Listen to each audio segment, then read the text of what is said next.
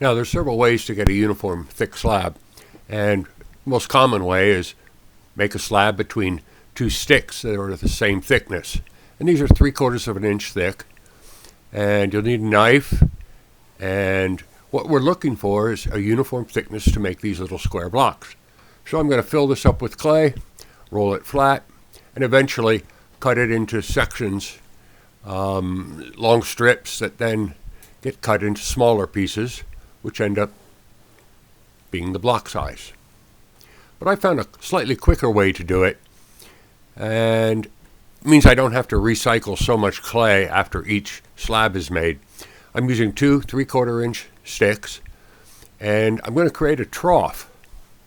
Now, these sticks are 1 inch apart, 3/4 of an inch tall, and that's going to be the right size for these blocks, which are 1.5 inch long and 1 inch wide and 3/4 of an inch thick. So I'm going to fill this up with clay.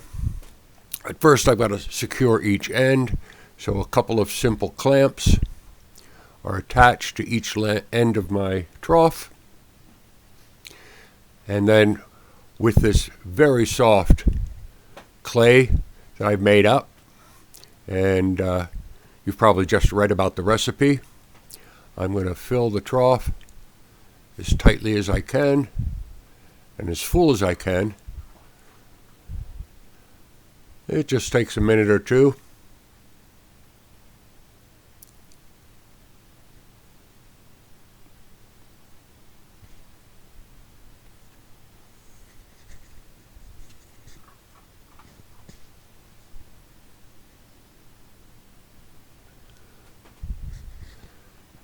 And I sort of overpack the trough with clay, and then cut the excess away using a wire knife.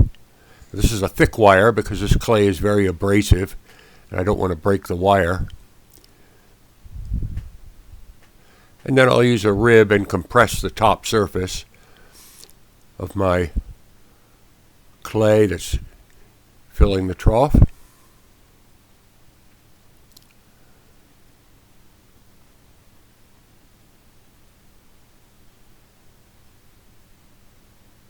Now, out of each length in this trough, particular trough, I get about 10 or 12 blocks made. So I just make a whole pile of them, one after the other.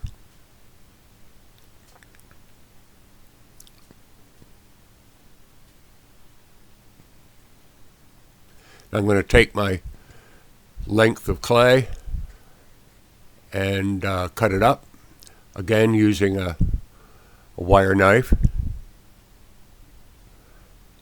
and I'm certainly going to measure it so I make the cuts in the right place. Now, I prefer a wire knife because a blade will flatten and spread the clay, which I don't want. So a wire knife cuts it really cleanly. And I'll continue to cut them.